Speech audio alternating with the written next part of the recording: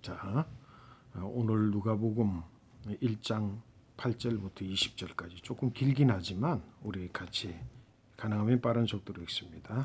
마침 사가랴가 그 반열의 차례대로 하나님 앞에서 제사장 직무를 행할세 제사장의 전례를 따라 제비를 뽑아 성전에 들어가 분향하고 모든 백성은 그 분향하는 시간에 밖에 기도하더니 주의 사자가 그에게 나타나 향단 우편에 선지라.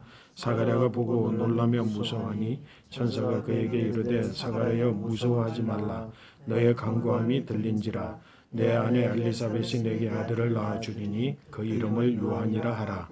너도 기뻐하고 즐거워할 것이요 많은 사람도 그의 태어남을 기뻐하리니 이는 그가 주 앞에 큰 자가 되며 포도주나 독한 술을 마시지 아니하며 모태로부터 성령의 충만함을 받아 이스라엘 자손을 주고 그들의 하나님께로 많이 돌아오게 하겠습니다. 그가 또 엘리야의 심령과 능력으로 주 앞에서 먼저 와서 아버지의 마음을 자식에게 거스르는 자를 의인의 설기에 돌아오게 하고 주를 위하여 세운 백성을 준비하리라. 사가랴가 천사에게 이르되 내가 이것을 어떻게 알리오? 내가 늙고 아내도 나이가 많으니이다. 천사가 대답하여 이르되 나는 하나님 앞에 서 있는 가브리엘이라. 이 좋은 소식을 전하여 내게 말하라고 보내심을 받았노라. 보라, 이 일이 되는 날까지 내가 말 못하는 자가 되어 능히 말을 못하리니 이는 내가 내 말을 믿지 아니함이거니와 때가 이르면 내 말이 이루어지리라 하더라. 아멘. 아멘. 자, 이제 Who is Jesus in the Gospels? 예수님이 복음서에 기록되어 있는 예수님이 누구시냐라고 하는 이제 질문을 가지고 이번 시리즈로 우리 함께 하는데 지난번 어저께 그죠? 어저께 마리아를 통하여서 예수 그리스도가 잉태되어진 그 잉태의 비밀이죠, 그죠? 예수 그리스도의 잉태의 비밀, 탄생의 비밀에 대해서 우리 마리아의 신앙에 기초해서 이제 살펴봤는데 오늘은 이제 그 앞에 있는 부분 사가랴 우리가 잘 알고 있는 것처럼 세례 요한을 잉태한 엘리사벳, 그 사가랴와 그의 아내 엘리사벳에 대한 이야기를 오늘 하면서 예수 그리스도에 대한 이해를 우리가 넓혀가도록 그렇게 하겠습니다. 사가랴는 누구냐면 그 해의 대제사장이다 이렇게 성경 기록하고 있거든. 이스라엘은 대제사장이 많지, 그죠? 이스라엘은 대제사장이 많은데 그 해의 대제사장 그것도 반열을 따라 이렇게 이야기를 했잖아. 그 뭐냐면 해마다 대제사장들이 모여서 해마다 제비를 뽑아가지고 거기에 뽑혀 있는 대제사장의 대제사장이지. 그러니까 대제사장의 가장 뽑힌 대제사장이 그 해의 대제사장이다 이렇게 이야기해. 그러면 그 대제사장은 뭐 하는 거냐면 대제사장들을 총괄할 뿐만 아니라 이스라엘의 종교적 지도자들뿐만 아니라 이스라엘 종교 전체를 이제 다 관장하고 유대교를. 그리고 이제 1년에 한 번 회개일이 있잖아요. 하나님 앞에 회개하는 일이 있을 때 이스라엘 백성들 가운데 대제사장들이 어디에까지 성소에까지는 들어갈 수 있지만 지성소에는 여기에서 제비 뽑힌 대제사장만 1년에 한 번 딱 들어가서 이스라엘 백성들 전체, 유대교 전체를 죄를 용서함 받는 그런 역할을 하는 대제사장이에요. 그러니까 이게 상당히 중요한 책임을 가지고 있지. 그런데 성경의 말씀에 보니까 이 사가랴의 개인적인 민족적인 뭐 유대교 전체적인 어떤 소망함이 아니라 개인적인 소망함이 간절한 소망함이 있었어. 그 간절한 소망함이 뭐냐면 아들이 없었기 때문에 그 간절한 소망, 아들을 갖고자 하는 간절한 소망을 가지고 있었어요. 그리고 오늘 성경의 말씀 전체를 보면 이것을 위하여서 사가랴는 매일 기도했어. 매일 아들 주십시오, 아들 주십시오, 아들 주십시오. 그렇게 매일 기도했다는 거예요. 근데 이제 오늘 성경 말씀의 본문의 말씀은 뭐냐면 그 기도를 하나님께서 들으시사. 하나님이 들으셨어.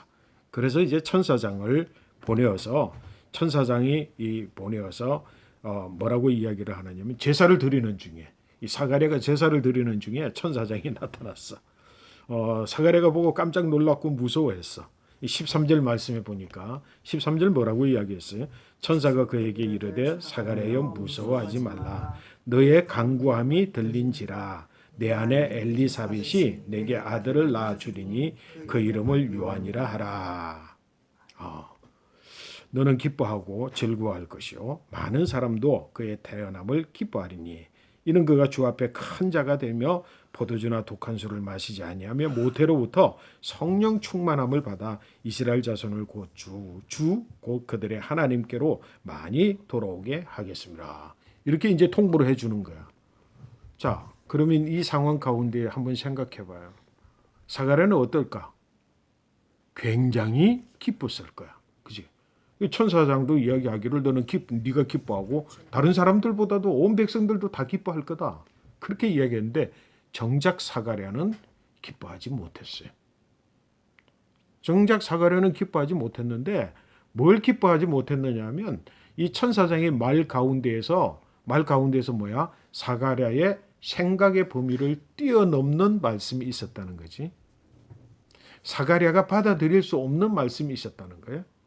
자신의 이성으로 판단할 수 있는, 자신의 이성으로 받아들일 수 있는 그 이성의 경계를 뛰어넘는 이야기가 그 속에 있는 거야. 그 뛰어넘는 이야기가 뭐냐면 누구를 통해서 아들을 낳을 것이라고? 내 아내 엘리사벳을 통해서 아들을 낳을 것이라는 거야. 당연하지. 그러면 제사장이 그러면 아내를 통해서 잉태하지. 그러면 아내 아닌 다른 여자하고 잉태해야 되나? 너무도 당연한 이야기인데 너무도 당연한 이야기를 사가랴는 받아들일 수 없는 거고 이해할 수 없는 거고 자신의 이성적 판단을 넘어서는 한계를 넘어서는 이야기. 왜? 자기 판단으로는 자기 생각으로는 이성적인 것으로는 엘리사벳은 이미 경수가 끊겼어. 나이가 많아서 월경이 없어진 거야. 그러니까 뭐야? 아들을 낳을 수 없는 상황이야. 그러면 한번 이성적으로 한번 생각 좀 해볼까? 조금 비판 좀 해볼까? 사가랴가 지금까지 그럼 아들 달라 그랬으면 다른 젊은 여자하고 뭔가를 해서 아들을 달라고 그랬나? 우리 신앙생활에 있어서 그가 누구라고? 대제사장이야. 그리고 더군다나 그 해의 대제사장이야. 대제사장이며 그 해의 대제사장이 하나님 앞에 아들을 달라고 기도할 때 그 아들을 달라고 했을 때 아들을 기대하는 사가랴의 그 대제사장 사가랴의 신앙은 뭘까? 내가 생각하고 있는 이성의 한계를 뛰어넘어서 기적적으로 무언가를 그지? 뛰어넘어서 기적적으로 무언가를 해주기를 바랬는데 뭐라고? 이성을 넘어서 뛰어넘어서라도 해주기를 바랬는데 하나님이 정작 그 말씀을 천사장을 통해서 했을 때는 뭐야? 자성의 이성의 근거에서 세상에 무슨 말이냐고. 엘리사벳은 벌써 경수가 끊겼는데 나이가 많았는데 될 수가 없는데 그게 무슨 이야기냐고. 안 받아들였어. 믿을 수가 없는 거지. 받아들이지 못하는 거지.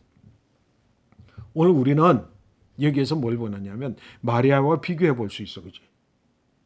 마리아는 뭐예요? 도대체 내가 처녀인데 남자를 알지 못했는데 내가 잉태를 한다고요?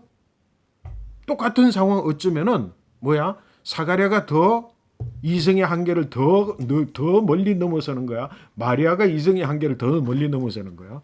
당연히 마리아가 이성의 한계를 더 넘어서는 거지. 근데 이 사가랴는 뭐라고? 마리아는 일반적인 평범한 여인이야. 하나님 앞에 기도도 하지 않았어. 매일같이 달라고 기도도 하지 않았어. 그런데 뭐라? 사가랴는 매일같이 달라고 기도했고 그리고 자기가 지금 대제사장의 대제사장이야. 그런데 정작 이야기하니까 뭐라고 이야기를 한다고?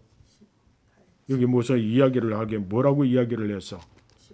자, 18절 우리 같이 한번 같이 읽습니다. 사가랴가 천사에게 이르되 내가 이것을 어떻게 알리요? 내가 늙고 아내도 나이가 많으니이다. 비교해 보니까 사가랴가 이렇게 하는 말이나 마리아가 또 뭐라고 이야기를 하죠. 내게 어찌 이 일이 있으리까 이렇게 이야기했잖아. 그지? 이야기 겉으로 이렇게 한글로 이렇게 번역해서 한글로 볼 때는 똑같은 반응이야. 그지? 똑같은 반응이라고. 그런데 여기에 한글로는 비슷해 보이지만 완전히 다른 신앙의 색깔이 두 가지 비교되는 신앙 색깔이 두 가지가 딱 이렇게 비교될 수 있어.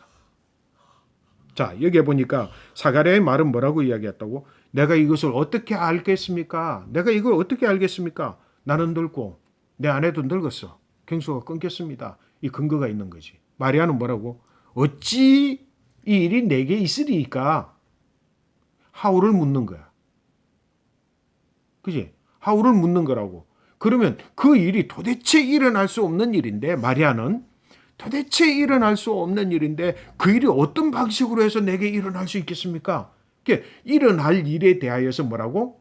열린 오픈되어져 있는 거야. 단지 뭐를 묻는 거지?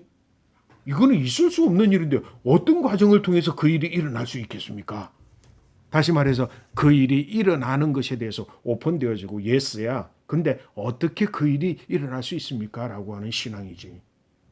다시 말해서 이 세상으로는 내 생각으로는 내 이성의 한계로는 넘어서는 일이지만 하나님으로서는 가능할 텐데 그 하나님의 방법이 뭡니까? 어떻게 해서 내게 그 일이 일어날 수 있습니까? 라고 하는 그 일어남에 대한 물음이라고 한다면 이게 뭐야? 사가랴는 뭐야? 아이고 그거 아닙니다. 그게 일어날 수 없습니다. 그거 안 됩니다. 그거. 어떻게 그걸 될 수 있습니까? 나는 이런데. 뭐야? 불가능을 전제로 해서 가능하지 않는 걸 전제로 해서 그래서 뭐라고? 아브라함이 옛날에 뭐라고 그랬어? 아브라함은 하나님께서 야 내가 내년 이맘때에 네 아내 사레가 아이를 잉태할 거다 그러니까 아브라함 뭐야? 웃었어. 나도 늙고 아내 사례도 경수가 끊겼는데 무슨 이야기하지? 말도 안 되는 소리 하십니다. 웃었단 말이야. 사라도 나중에 웃었잖아. 그지? 이건 뭐야? 안됨의 정의가 내 판단의 경계, 이성의 한계를 가지고 하나님에 대하여서 하나님 말씀을 대응하는 자세야. 마리아와는 완전히 다른 태도야. 여러분 우리가 신앙생활을 한다고 했을 때 하는 일이 있을 때 우리는 사가랴의 믿음을 가지고 있느냐 마리아의 믿음을 가지고 있느냐를 비교할 필요가 있는 거지. 마리아는 평소에 하나님에 대하여서 뭐에 대해서 이렇게 지위적으로는 종교적 위치로나 신앙적 행태로나 또는 매일같이 그걸 달라고 기도하지도 않았는데 일상적인 삶 가운데 있어 너무나 일상적으로 대응하는 자세였지만 사가랴는 기도하는 자세하고 자기가 믿는 바하고 현실에 일어날 수 있는 것과 하나님의 하시는 일에 대한 이것들이 전부 언밸런스. 그 기본이 자기 이성이라고 하는 틀을 깨트리지 못한 채 딱 이성을 딱 가지고 있어가지고 신앙생활을 하는 거지.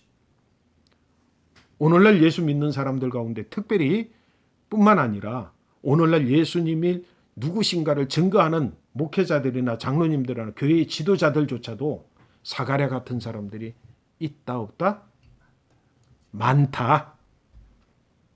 많다는 거지. 예수를 믿는다고 하는 사람들은 더 많다. 더라는 말을 꼭 붙일 필요는 없겠지만 많다. 결국 믿음이라고 하는 건 뭐야? 우리가 가진 이성의 한계를 가지고 하나님을 보는 것이 아니라 이성의 한계 너머에 있는 하나님을 내 이성적 한계를 깨트리고 하나님 그 말씀이 내게 이루어지시옵소서. 마리아는 그렇게 이야기했잖아. 어이구 그 얼토당토 않는 말입니다. 그 가능하지 않는 이야기입니다. 이 세상에서는 없었던 이야기입니다. 인류 역사 가운데 지금까지 한 번도 없었던 이야기입니다. 그런데 그 말씀이 내게 이루어지시옵소서. 마리아의 그런 믿음에 비교해서 아이고 웃기지 마십시오. 그거는 가능하지도 않습니다. 그게 안 되는 일입니다. 그래서 뭐라고 이야기했어? 오늘 보니까 자 19절 20절 말씀 천사장도 참 답답한 거지, 그지? 그걸 같이 읽습니다. 천사가 대답하여 이르되 나는 하나님 앞에 서 있는 가브리엘이라. 이 좋은 소식을 전하여 내게 말하라고 보내심을 받았느니라. 보라, 이 일이 되는 날까지 내가 말 못하는 자가 되어 능히 말을 못하리니 이는 내가 내 말을 믿지 아니함이거니와 때가 이르면 내 말이 이루어지리라 하더라. 아멘. 벙어리가 됐어. 자, 그런데 나중에 보니까 25절 말씀에 보니까 뭐라고 이야기를 하느냐면 25절에 뭐라고 주께서 나를 돌보시는 날에 사람들 앞에서 내 부끄러움이 없게 하시려고 이렇게 행하심이라 하더라.